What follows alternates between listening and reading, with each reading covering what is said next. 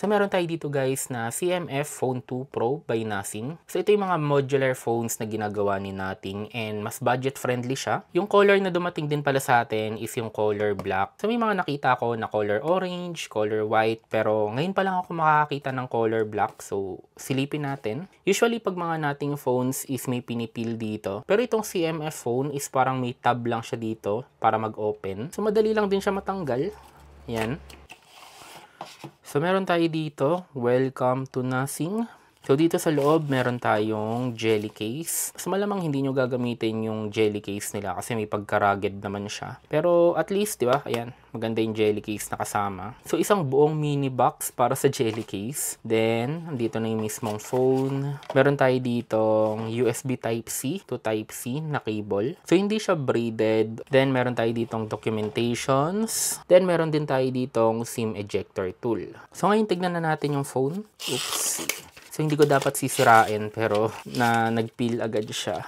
So, una ko napansin dito guys, no, sobrang gaan niya, no, compared dun sa mga ibang phones na nireview natin. Napakagaan niya. Mukha siyang mabigat dahil sa design niya. So, na-search ko is 185 grams lang siya. So, ayun, magaan talaga siya. So, nandito yung kanyang camera modules. Then, meron tayong 1, 2, 3, 4, 4 na screw. Then, nandito sa baba yung tinaturn. So, itong color black, no, is talagang plain lang yung texture niya. Yung color orange kasi is parang two-tone siya. Textured yung ilalim niya, then smooth yung taas. Pero itong color black is ayan lang. And mapapansin nyo, talagang napaka-simple lang ng design niya. Ito itsura niya pag kinabit natin yung jelly case, which I think hindi ko gagawin.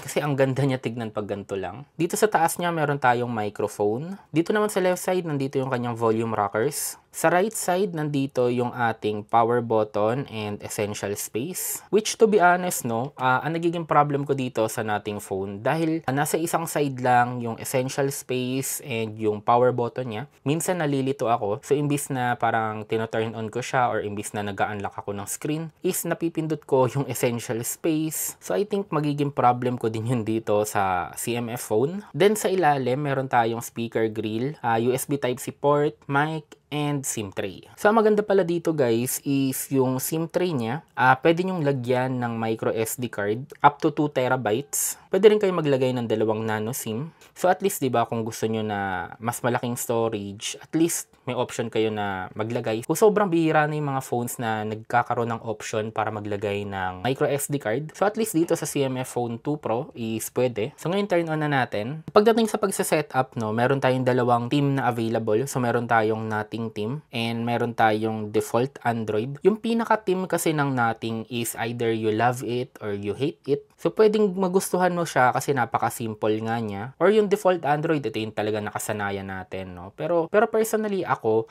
it takes time lang na makasanayan siya kasi nung ginagamit ko yung ibang Nothing phone, nag-a-adjust yung mata ko sa kanya. Nakasanayan ko kasi yung parang may color, like for example, blue is Facebook agad, red is YouTube agad. Dito parang talagang kailangan tignan ko ng mabuti para malaman ko kung ano yung YouTube, ano yung Gmail, ano yung YouTube Music, ano yung Play Store. Although nakikita nyo yung logo niya, iba pa rin yung nakawire na sa utak natin yung colors ng mga icon ng mga applications, no? Pero once na nasanay ka sa kanya, sigurado magugustuhan nyo din siya. Which ito nga yung pinaka-highlight or pinaka-reason kung bakit kayo bibili ng Nothing phones. Dahil sa minimalist take nila, so napaka-simple niya, pero sobrang ma-appreciate nyo once na nakasanayan nyo. Tapos, dating sa software nila, talagang napaka-optimized na halos wala ka talagang mararamdaman na kahit anong paglalag, talagang okay siya, na parang wala kayong makikitang bugs sa kanya, no? So, meaning pagdating sa user experience, no, pagdating sa software optimizations, talagang iba yung level ng Nothing phone, ng CMF phone. Pero kasama na rin dito yung mga OnePlus, yung mga Google Pixel. Pero ang unique kasi dito sa Nothing is iba yung timpla ng itsura ng UI nila. So, based on my research mga kaboom, no, ang isa sa pinaka-naiba dito is yung backplate niya.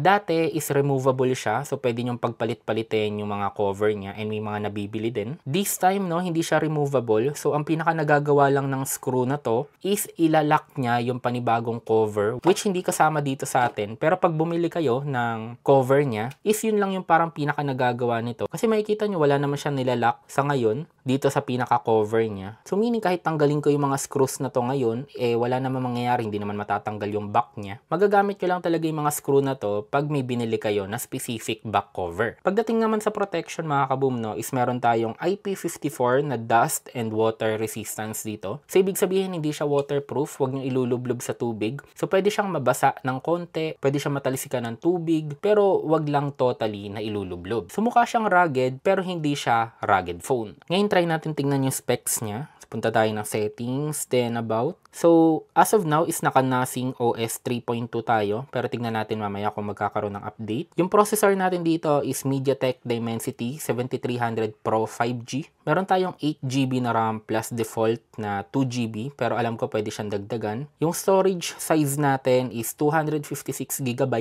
pero may option din for 128GB. Yung size ng screen is 6.77 inches na flexible AMOLED, and syempre, naka-Android 15 na tayo. So, maganda rin pala dito guys, pagdating sa Android updates, is supported ng CMF phone up to 3 major updates. So, ibig sabihin, pag binili nyo to, aabutan nyo pa yung Android 18. Pagdating naman sa security patches, is supported niya ng 6 na taon. So, meaning talagang matagal-tagal na magiging supported yung software nitong CMF Phone 2 Pro. Ngayon dito siguro magkakaroon ng letdown yung iba sa inyo, kasi yung pinaka-processor natin is hindi naman siya talaga built for gaming. So, pwede siya maglaro, pero hindi siya katulad ng ibang phones na nasa same price range niya na talagang grabe yung processor, talagang malakas yung processor, talagang pwede for heavy games, kompleto yung settings, etc. Itong CMF Phone 2 Pro is hindi siya ganun. Pati yung RAM natin, no, is hindi siya latest. Naka LPDDR4X lang tayo imbis na LPDDR5X. Hindi rin umabot ng UFS 4 yung storage natin. Naka UFS 2.2 lang siya or UFS 2.3. So meaning sa standard dito sa Pilipinas, no, hindi solid yung on paper na specs niya. Kasi dito sa atin, talagang ang tinitignan lang ng marami is kung ano ba yung chipset, ano ba yung Antutu points, ano ba yung benchmark score. Pero nakakalimutan nating tignan, nakakalimutan nating pag-usapan yung stability ng phone na binibili mo, yung optimization ng phone, yung magandang software, yung user experience na nakukuha mo. Yun yung mga bagay na maibibigay sa inyo ng CMF Phone 2 Pro. Makikita nyo dito pa lang sa home screen, no? So, ayan lang siya. 'Di ba? Isang scroll lang. Hindi katulad ng ibang phones, lalo na, like for example, sa mga Poco phone, sa mga Transsion phone, Infinix, Tecno. Ang mura niya, malakas specs, pero pag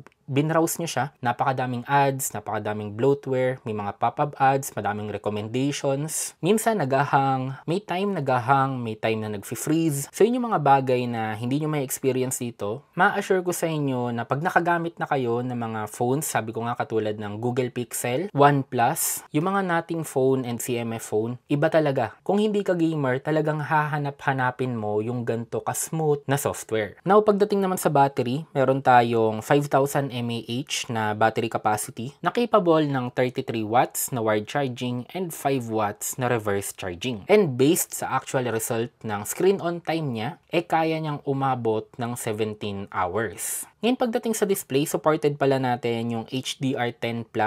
And pagdating naman sa refresh rate, meron tayong up to 120Hz na refresh rate. And AMOLED na rin yung display natin, kaya may always on display din siya. Na which katulad ng nating phone, napaka-simple lang niya. Yan, pakita ko sa inyo. Yan lang yung pinaka always on niya. Kung ano lang yung time, ano yung date. And ito, hindi ko lang kung kita nyo kung ano yung battery percentage. So, ang pinaka-hinahabol kasi talaga ng mga nating phones and CMF phone yung minimalistic, simple design. And kung ano yung kailangan mo, yun yung talagang binibigay sa'yo. Isa pang napansin ko dito, no, is ang ganda ng feeling ng haptic feedback niya. Talagang, alam niyo yung parang precise, hindi yung parang haptic feedback na pag pinindot niyo yung L, parang ang lawak ng feeling. Hindi ko alam kung magigets nyo. Yung parang ang lambot na ang lawak, yun yung ayoko. Ito parang ang precise ng pakiramdam. So, ayun, goods yung haptic feedback niya. Magugustuhan nyo dito mag-type for sure. So, nag-connect ako sa Wi-Fi and may na-detect agad tayo na update na medyo may pagkalakihan, no? So, update size natin is 4.58 gig. So, ito yung ilan sa mga magbabago. So, meron tayong general improvements and bug fixes. Then, meron din tayo ditong mga camera enhancement. So, ngayon na ba nag-update, no? Kumustahin ko lang kayo. Okay ba sa inyo yung gantong format ng video? Kasi ngayon, recently, lahat ng mga nagiging reviews natin, hindi ko masyadong hina-highlight yung mga B-rolls. Hindi ako nagpapakita ngayon ng muka. Ang tinututukan ko talaga is yung phone. So kumbaga parang live na pinag-uusapan natin and sabay nating sinisilip yung phone. Gusto ko parang may pagka-raw yung feeling ng pagre-review natin. Pero syempre gagawa pa rin tayo ng full review pero halos ganito rin yung magiging pinaka-format niya. So sa tingin nyo okay ba yung gantong atake sa magiging future videos natin? Comment your thoughts down below. And dito na guys magtatapos yung video natin. So gagamitin ko muna yung phone ng ilang araw, then gagawa tayo ng full review. Siguro hindi tayo gagawa dito ng gaming review since hindi naman yan yung priority ng CMF phone and Nothing phone. Pero gagawa siguro tayo ng real life usage. So yun lang guys, don't forget to like, comment, and subscribe. Ingat kayo palagi at maraming salamat.